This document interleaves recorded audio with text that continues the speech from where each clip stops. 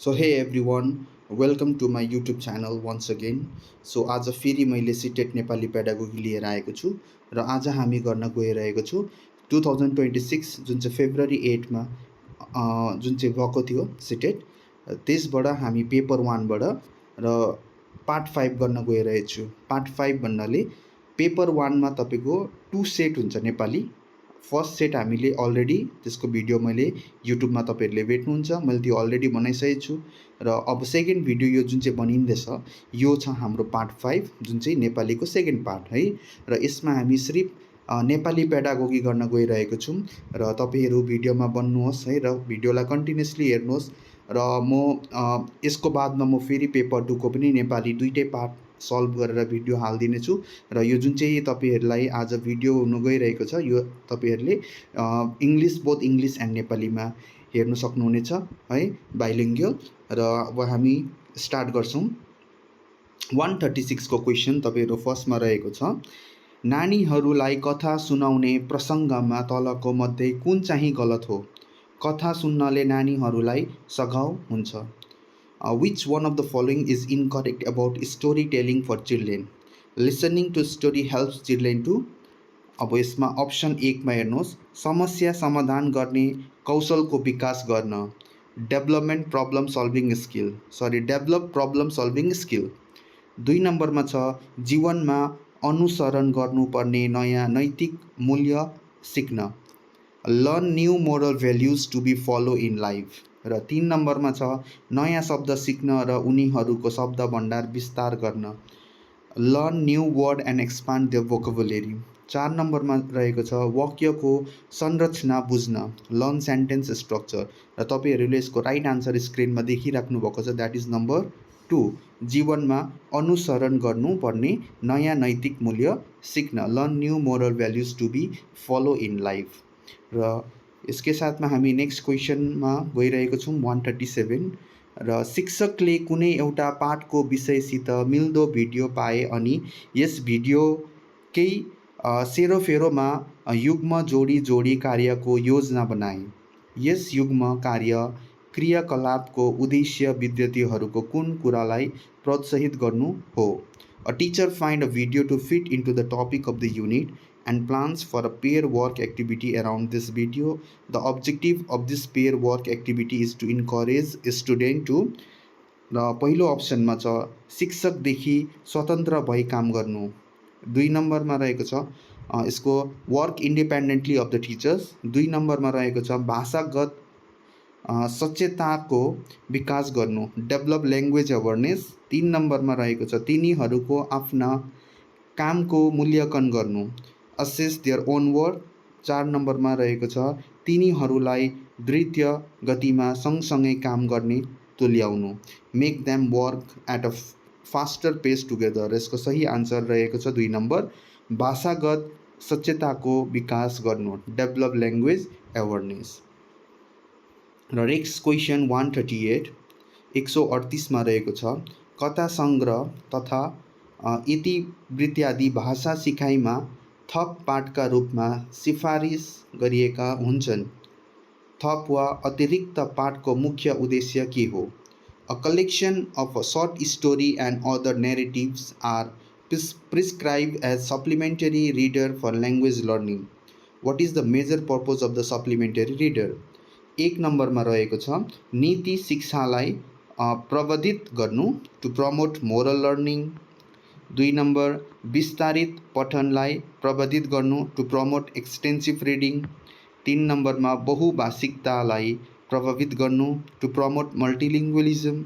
4 नम्बरमा, गहन पठनलाई प्रवर्धित गर्नु, टु प्रमोट इन्टेन्सिभ रिडिङ। र यसको राइट आन्सर छ नम्बर 2, विस्तारित पठनलाई प्रवर्धित गर्नु, to promote extensive reading.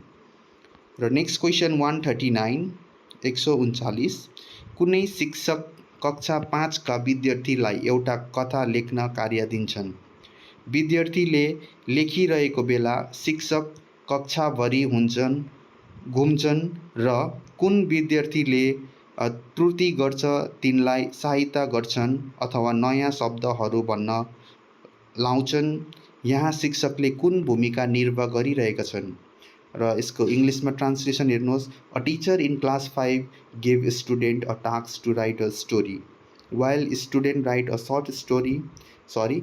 story, the teacher walk round the class helping student who make error or ask new words. Here the teacher is in the role of a first अप्सनमा रहेको छ सहजकर्ता facilitator, 2 नम्बरमा छ टुटुनी रूपक डायग्नोस्टिशियन, 3 नम्बरमा छ प्रबन्धक manager, 4 नम्बरमा योजनाकर्ता प्लानर र यसको सही आन्सर हुनेछ 1 नम्बर सहजकर्ता जसलाई फेसिलिटेटर भन्छौँ। र अर्को 140 को क्वेसन रहेको छ तलको मध्ये कुन चाहिँ भाषा शिक्षकको प्राथमिक दायित्व हो? Which among this is the primary responsibility of a language teacher? Option 1 मा छ सिकारुहरूलाई विभिन्न श्रेणीमा समूह पार्नु, grouping learner into different classes. 2 नम्बर सिकारुहरूलाई पढाउनु वा सिकाउनु, इन्स्ट्रक्टिङ द लर्नर। 3 नम्बर सिकारुको सम्प्रेषणगत आवश्यकता चिन्हित गर्नु, आइडेन्टिफाइङ लर्नर कम्युनिकेटिभ निड्स। 4 मा रहेको छ शिक्षणका निम्ति विषयवस्तुको चयन, selecting the content for teaching. र यसको राइट आन्सर छ नम्बर 3 सिकारुको सम्प्रेषणगत आवश्यकता चिन्हित गर्नु, आइडेन्टिफाइङ लर्नर कम्युनिकेटिभ निड्स। र नेक्स्ट क्वेसनमा हामी अघि बढ्दैछौँ र अर्को क्वेसन रहेको छ 141 141 अभिकथन र यहाँनिर एसर्सन रिजनको क्वेसन आयो र अभिकथन जसलाई हामी एसर्सन भन्छौँ पढ्नु भनेको केवल शब्दको सही उच्चारण गर्नुभन्दा धेरै हो। युक्ति रिजन पढ्नु भनेको विकोडीकरण हो र यसमा reading is more than just pronouncing a word right. Reason छ रिडिङ इज डिकोडिङ र यसको सही आन्सर हुनेछ, सही उत्तर हुनेछ ए अनि आर दुवै सही छन् अनि ए को सही व्याख्या आर होइन, जो चाहिँ 4 नम्बरमा छ है। र नेक्स्ट क्वेसनमा हामी फेरि जाँदैछौँ 142। यसमा हेर्नुहोस् भाषा शिक्षणमा तलको मध्ये कुन चाहिँ पूर्वानुमान गलत हो? Which of the following is an incorrect assumption in language teaching? Option 1 मा छ भाषा शिक्षणमा सम्प्रेषणमूलक क्रियाकलापमा ध्यान पुर्याउनु पर्दछ। Language teaching should focus on communicative activities. Option 2 भाषा शिक्षणले बोल्नमा भन्दा लेख्नमा महत्त्व प्रदान गर्नुपर्छ। Language teaching should give importance to writing rather than speech. Option 3 वास्तविक स्थितिहरूमा प्रयोग गर्न चेष्टा गरेर सिकारुले भाषा अर्जन गर्दछ। Learners acquire language by trying to use it in real situation. Option 4 सिकाइमा सिकारुको प्रथम भाषाले महत्त्वपूर्ण भूमिका निर्वाह गर्दछ। Learner first language play an important role in learning. र यसको राइट आन्सर हुनेछ नम्बर 2 भाषा शिक्षणले बोल्नमा भन्दा लेख्नमा महत्त्व प्रदान गर्नुपर्छ। Language teaching should give importance to writing rather than speech. र अब हामी अर्को क्वेसनमा बढ्दैछौँ जो चाहिँ हो 143 143। भाषा अधिग्रहणको व्यवहारवादी सिद्धान्तसित तलको कुन चाहिँ सम्बन्धित छैन? Which of the following is not related to the behaviorist theory of language acquisition? Option 1 मा रहेको छ आवृत्तिमूलक प्रयत्न ट्रायल एन्ड एरर, सामाजिक अन्तक्रिया सोसियल इन्टरेक्सन, 3 नम्बर स्वाभाविक अनुबन्धन अपरेन्ट कन्डिसनिङ, 4 नम्बरमा छ रिक्त पात्र एम्प्टी भेसल। र यसको राइट आन्सर स्क्रिनमा देखिरहनु भएको छ तपाईँहरूले, जो चाहिँ हो नम्बर 2 सामाजिक अन्तक्रिया जसलाई हामी सोसियल इन्टरेक्सन भन्छौँ है। र अब अर्को क्वेसन 144 नानीहरू उद्धृत तथा एकाग्र हुनुपर्छ। Children should be expose to and emerge in. र अप्सन 1 मा रहेको छ सानै उमेरदेखि नै धेरैवटा मौखिक भाषाहरूप्रति। 2 नम्बरमा छ यसको ट्रान्सलेसन इङ्ग्लिसमा रहेको छ multiple oral language from an early age. Option 2 मा छ सानै उमेरदेखि नै धेरैवटा लिखित भाषाहरूप्रति multiple written language from an early age. 3 नम्बरमा छ सानै उमेरदेखि नै दुईवटा मौखिक भाषाहरूप्रति two oral languages from an early age. 4 नम्बरमा रहेको छ सानै उमेरदेखि नै दुईवटा लिखित भाषाहरूप्रति two written languages from an early age.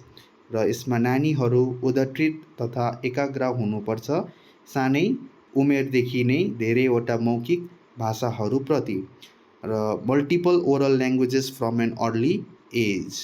यसको राइट आन्सर 1 नम्बर अप्सन 1 रहेको छ। र हामी अब 145 क्वेसन गर्न गइरहेको छौँ। यसमा पनि एसर्सन रिजन आयो, अभिकथन र युक्ति। र अभिकथन एसर्सन प्रारम्भिक साक्षरतामा चित्राङ्कनलाई लेखनको आरम्भ मानिन्छ। Drawing is considered to be the beginning of writing in early literacy. र युक्ति रिजन छ चित्रहरू सङ्केत हुन तिनले अर्थ वहन गर्दछन्। Pictures are symbols and carry meaning. र यसको सही उत्तर हुनेछ नम्बर 3 ए अनि आर दुवै सही छन् अनि ए को सही व्याख्या आर हो। र नेक्स्ट क्वेसन गर्न गइरहेको छौँ 146 146। भाषागत कार्यका क्रममा कुनै शिक्षक विद्यार्थीहरूको मिश्रित योग्यताको समूह बनाउँछन्। यो मिश्रित योग्यता समूह बनाएको हो। During a language task a teacher makes a mix ability group of students. This mix ability group is made to. Option 1 मा रहेको छ एक अर्कालाई सघाउ पुर्याउने कुरामा विद्यार्थीहरूलाई प्रोत्साहित गर्नु। Encourage students to help one another. Option 2 शिक्षकको भार बाँड्न किनभने शिक्षकले सबैप्रति ध्यान पुर्याउन सक्दैनन्। जस्तो यो तपाईँको नेगेटिभ सेन्टेन्स भयो है र यसलाई तपाईँ जति सक्दो रिजेक्ट गर्नुहोस्। Share the teacher load as the teacher cannot give attention to all. र 2 नम्बर त हुँदै हुँदैन। 3 नम्बरमा हेर्नुहोस् कमजोर विद्यार्थीहरू चिन्हित गर्नु। आइडेन्टिफाई विकर स्टुडेन्ट, यो पनि भएन। 4 नम्बरमा छ पछाडिएका विद्यार्थीहरूलाई मुक्त पाराले अभिव्यक्ति दिने अवकाश दिन। Give space to slower or backward student to express themselves freely. र यसको सही उत्तर हुनेछ नम्बर 1 अप्सन 1 एक अर्कालाई सघाउ पुर्याउने कुरामा विद्यार्थीहरूलाई प्रोत्साहित गर्नु। Encourage student to help one another है। र अब हामी फेरि 147 147 क्वेसन गर्न गइरहेको छौँ। र यसमा छ विद्यार्थीले पढिसकेको कथा उसको आफ्नो शब्दमा उसले सुनाउनले कुन कुराको मूल्याङ्कनमा सघाउ पुग्छ। Having student retell a story they have read in their own word helps in the assessment of their. फर्स्टमा रहेको छ अप्सन 1 मा बोध, जसलाई हामी कम्प्रिहेन्सन भन्छौँ, अन्डरस्ट्यान्डिङ। नम्बर 2 स्मृति, मेमोरी। 3 मा रहेको छ विशुद्धता, एक्युरेसी। 4 मा रहेको छ धारा, प्रवाहिता, फ्लुएन्सी। र यसको सही उत्तर हुनेछ बोध, कम्प्रिहेन्सन। म अझै एकपल्ट रिपिट गरिदिँदैछु यो क्वेसन है। विद्यार्थीले पढिसकेको कथा उसको आफ्नै शब्दमा उसले पुन सुनाउनले कुन कुराको मूल्याङ्कनमा सघाउ पुग्छ, जो त्यो हो बोध, कम्प्रिहेन्सन। र अब 148 मा रहेको छ क्वेसन। यसमा पनि एसर्सन रिजन छ फेरि अभिकथन र युक्ति। र अभिकथनमा रहेको छ शिक्षण सिकाइको प्रक्रियामा उपचारात्मक शिक्षण समग्र अंश हो। युक्ति रिजन उपचारात्मक शिक्षण पुन सिकाउने काम हो। भाषाका पाठहरू जुन ठिकसित पढिएको छैन तिनलाई उस्तै प्रकारले सिकाउनु पर्छ भन्ने छैन। र इङ्ग्लिसमा ट्रान्सलेसन हेर्नुहोस्, remedial teaching is an integral part of the teaching learning process. रिजनमा रहेको छ, remedial teaching is to teach again, not necessarily in the same manner, language items not properly learned. र यसको सही उत्तर हुनेछ 3 नम्बर, ए अनि आर दुवै सही छन् अनि ए को सही व्याख्या आर हो। र अब अर्को क्वेसन, अर्को प्रश्नतिर लागिरहेको छौँ हामी, जो त्यही हो 149 149। यसमा रहेको छ, लघुत्तम युग्म अभ्यास यसको प्रवर्धन गर्न प्रभावकारी नीति हो। Minimal pairs practice is an effective strategy for promoting. र यसको अप्सन्स हेर्नुहोस्, अप्सन 1 मा छ उच्चारण प्रोनाउन्सिएसन, नम्बर 2 पठन बोध रिडिङ कम्प्रिहेन्सन, 3 मा रहेको छ व्याकरण ग्रामर, शब्द भण्डार भोकेबुलेरी।